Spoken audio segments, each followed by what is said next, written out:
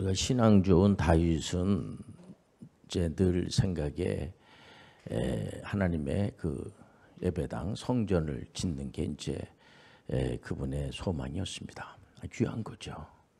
이제 하나님께서 말씀하시기를 창조주 하나님께서 다윗에 대해서 이렇게 귀하게 여기면서 다윗이 지은 그런 예배당에 내가 거하겠느냐. 참 귀한 생각이지만은 우리 하나님은 우주 만물의 하나님이세요. 어떤 건물에다가 가둬두시는 분이 아니고 창조주 하나님은 일방적으로 이 피조물 사람들을 너무 사랑하세요.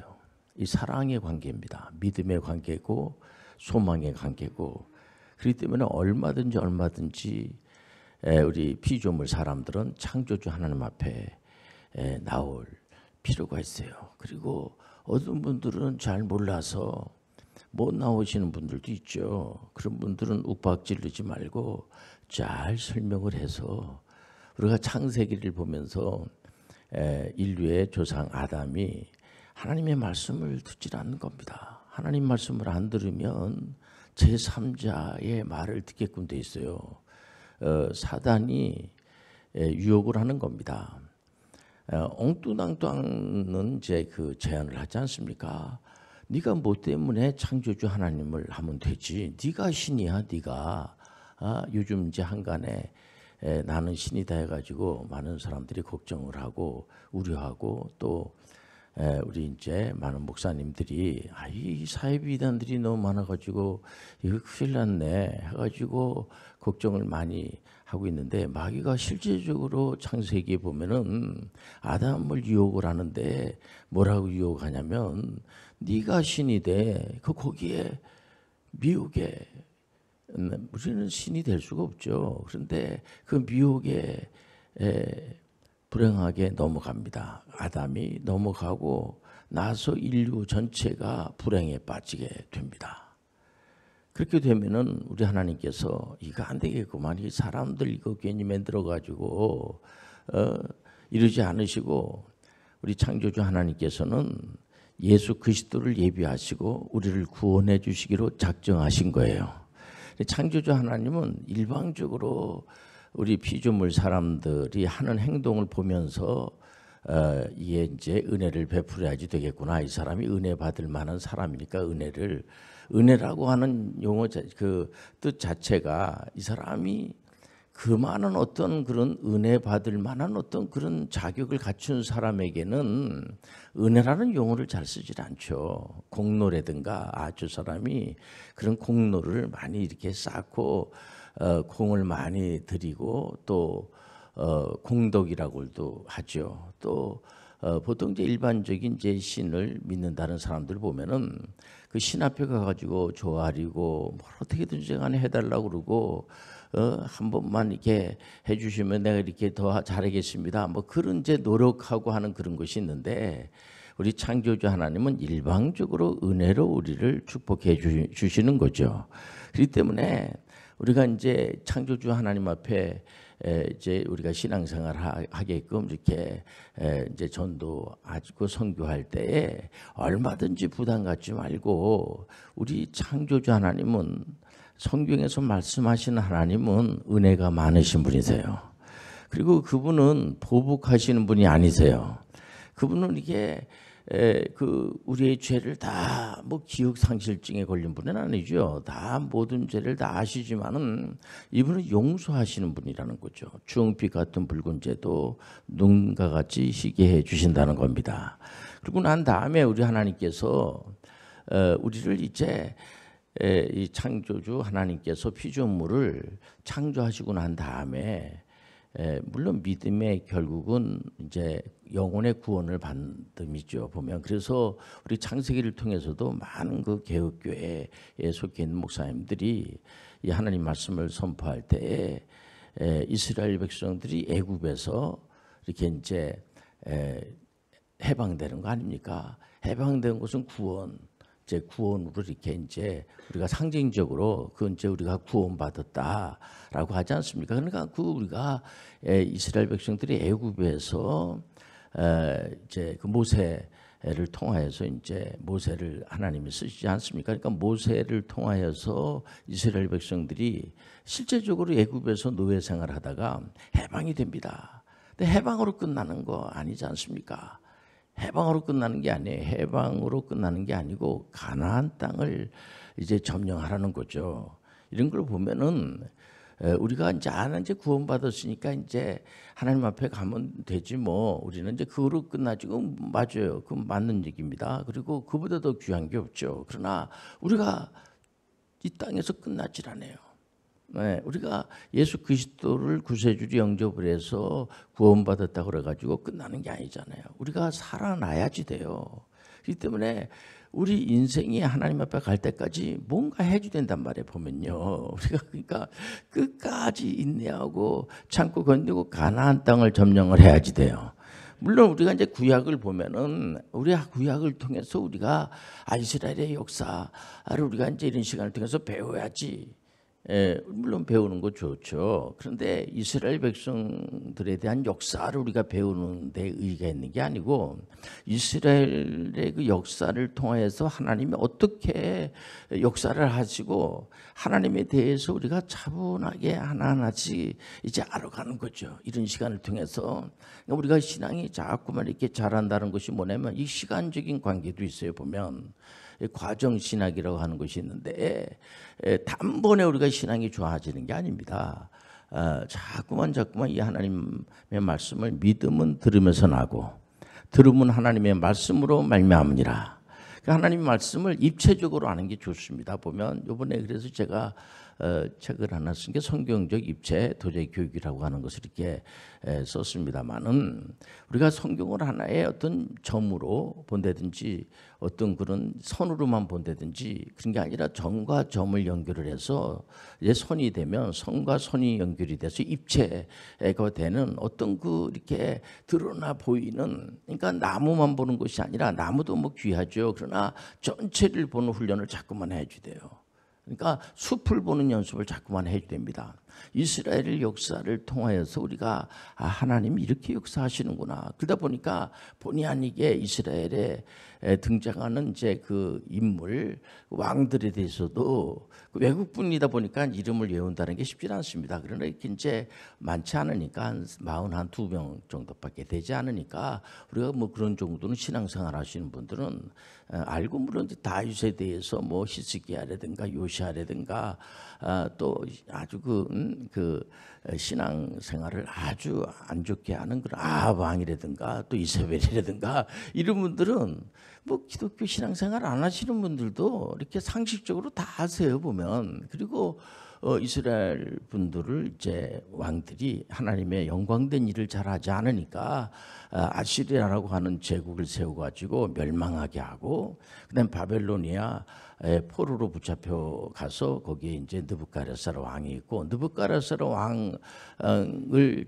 이제 70년 동안 이스라엘 백성들이 이제 노예 생활을 하다가 그 페르시아 제국 고레스라고 하는 왕을 세워가지고 이제 해방을 시켰다. 그런 거는 이제 일반 세계사를 공부하는 분들은 다 아는 거예요. 그 정도는 우리가 일방적으로 이스라엘의 역사를 우리가 이제 안 되기보다는 하나님이 어떻게 역사하시는가를 우리가 차분하게 이렇게 알 필요가 있어요. 그래서 페르시아 제국이 이제 멸망을 하면서 제사장들, 이제 그 애언자, 이런 그 선지자들 뭐 이런 분들을 하나님께서 이제 구약을 보면은 재미난 게 모세오경하고 역사서하고 그리고 이제 선지서하고 시편 뭐 이런 거 이렇게 구성이 되어 있습니다. 그렇기 때문에 39권이지만은 이렇게 안 어려워요 보면. 그래서 그런 부분에 대해서 우리가 이제 전문적으로 이렇게 신학대학교 가가지고 이거를 아주 그 깊이 연구한 이런 목사님들, 담임 목사님들이 있습니다만은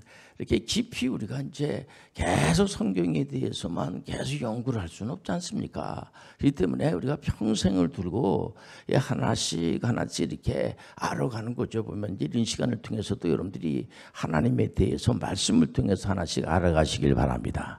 그러고 난 다음에 이제 헬라 이제 그 시대가 열어지면서 그 헬라 이제 그 시대에 이 선지자들이 이제 말라기 선지자로 끝나면서 하도 이스라엘 분들이 말을 잘 듣지 않고, 근데 그 내용이 보면은 에스라라든가 또 느헤미야라든가 에스라 선지자들을 통하여서 마지막 이제 이스라엘 분들이 신앙생활 잘하지 않으니까 계속해서 70년 동안 이제 남의 나라의 포로로 붙잡혀 가서 이제 돌아오면서 많은 반성을 하고, 이 신앙생활 잘해야 되겠구나 그러면서 우리가 믿는 여호와 하나님 어떤 분인가에 대해서도 좀 알게 되고, 거기에 또 앞서가는 에스라 선지자라든가 또 느헤미야라든가 또 그 모르드게 에스도 그 나라 사랑하는 이제 보통 이제 8.15 광복절 같은 날 이제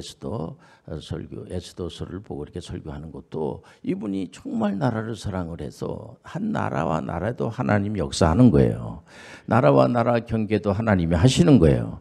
우리 대한민국 같은 경우에는 본의 아니게 이제 주변에 중국이라든가 러시아라든가 이제 일본이라든가 이렇게 주변의 나라들이 있지 않습니까? 뭐 또 우리 혈맹인 이제 미국도 있고, 이런 주변에 있는 나라들하고 좀 잘 이렇게 지내면 좋겠는데 그렇게 잘 되지 못하고 있죠. 우리가 이스라엘도 마찬가지입니다. 이스라엘도 주변에 있는 무슨 애굽이라든가 또 이제 그 신흥 국가들이 이렇게 떠오르면서 바벨로니아라든가 이런 나라들이 막 떠오를 때 왕들의 입장을 또 우리가 또 이해가 되죠.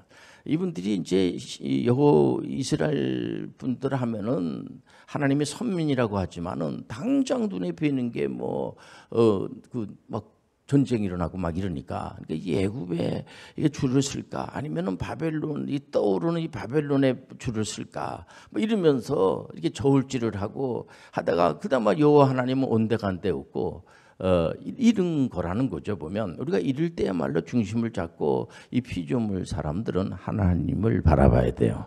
예수님을 바라봐야 돼요. 그 다음에 예수님께서 이제 400년 동안 침묵을 지키다가 이 로마 제국 시대 예수님이 베들레헴 에브라다에 이쪽으로 오시지 않습니까? 그러니까 구약에서 계속해서 하시는 말씀은 우리가 계속 또 이렇게 확인하고 또 말씀을 믿고 이렇게 하는 것이 뭐냐면은, 이게 자꾸만 이제 우리가 신앙의 그 영적인 힘을 자꾸만 이제 강화시키려면은 이런 말씀을 계속 듣고 또 그것을 또 다른 분들한테도 또 전하고 이렇게 해야 되는 겁니다. 그래서 이스라엘 그 분들이 보면 예수님께서 이제 오셨어요. 예수님께서 2000년 전에 오실 거에 대한 그 오실 메시아에 대해서 계속해서 예언하는 이제 말씀이 구약의 말씀이에요. 보면요.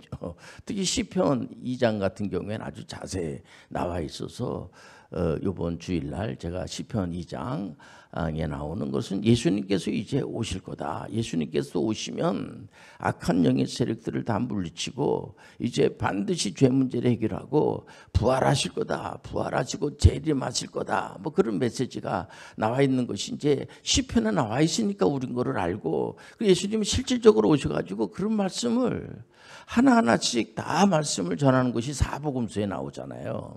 구약의 역사서 하면은 여호수아서에서부터 우리가 에스더에 이르기까지 나온 것처럼 신약은 사도행전 한 장이에요. 1장부터 28장까지 이제 성령행전이라고 그러죠. 거기 보면은 사도 베드로가 한 사역, 또 이방 선교사로 이렇게 선택을 받은 사도 바울 선생님에 대한 메시지가 계속 나와 있지 않습니까? 이제는 성령의 시대야.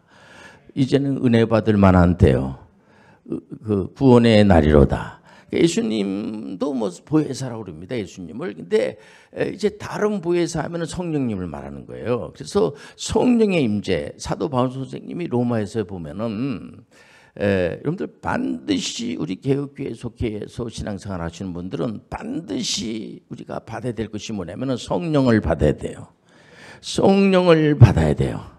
우리가 성령이 우리 가운데 임재하시면 악한 것들이 머리털어나 건들 수가 없어요.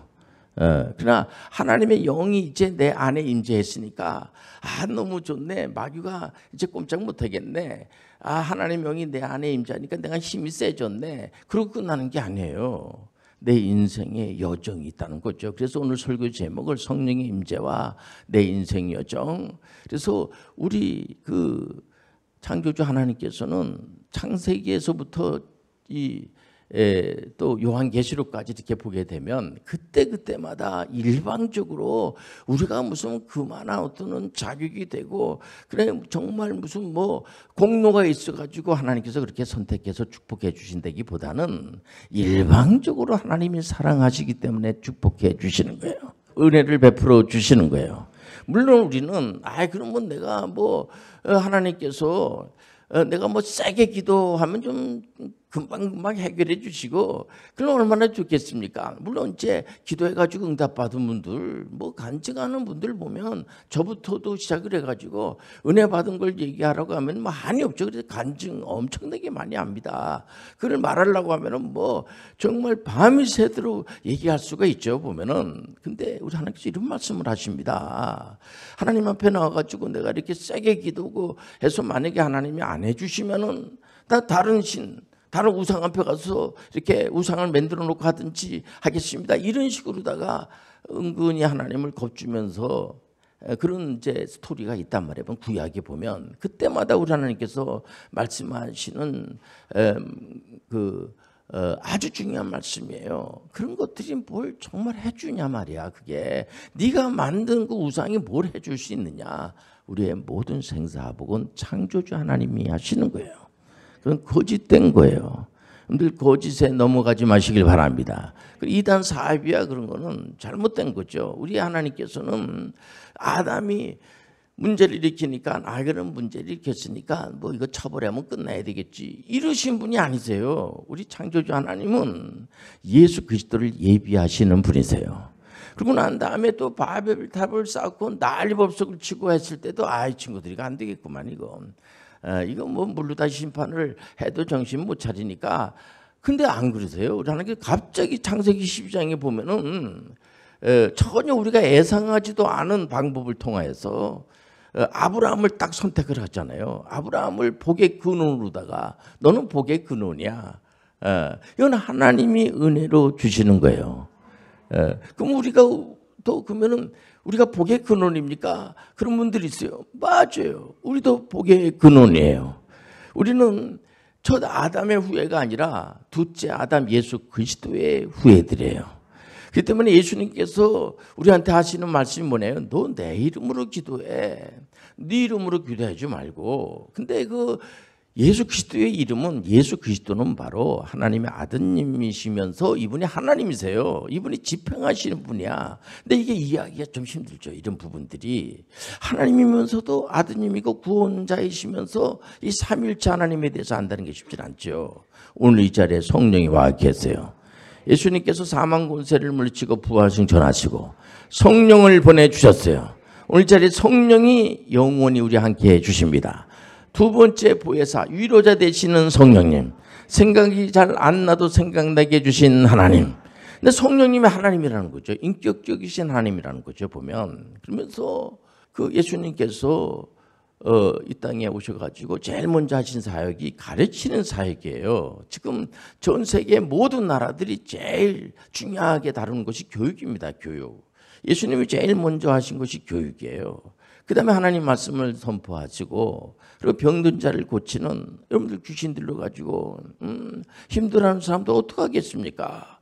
그렇지 않습니까? 지금도 의학이 굉장히 많이 발달됐다고 하지만은 지금 뭐 코로나 때문에도 이게 바이러스를 없앨 수는 없어요.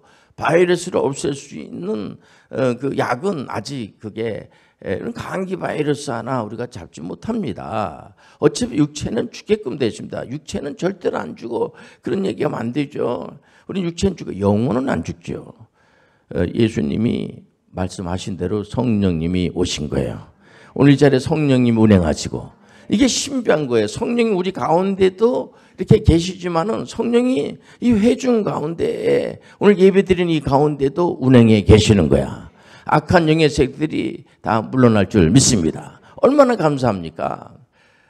그러면서 이 말씀을 가르치는데 예수님이 제일 먼저 가르치는 목표가 뭐냐면 예수님을 구세주로 메시아로 믿게 하는 겁니다. 그래서 예수님의 제자분들이 다 이렇게 메시아로 이제 믿게 되는데 예수님은 메시아로 예수님이 오신 이유는 뭐냐면 십자가를 실질적으로 행동으로 예수님은 옮겨야 돼. 우리 보고 너희들의 행동으로 옮겨. 너희들이 죄 문제를 네가 해결을 해야지 돼. 이렇게 죄 문제가 해결되질 않아요.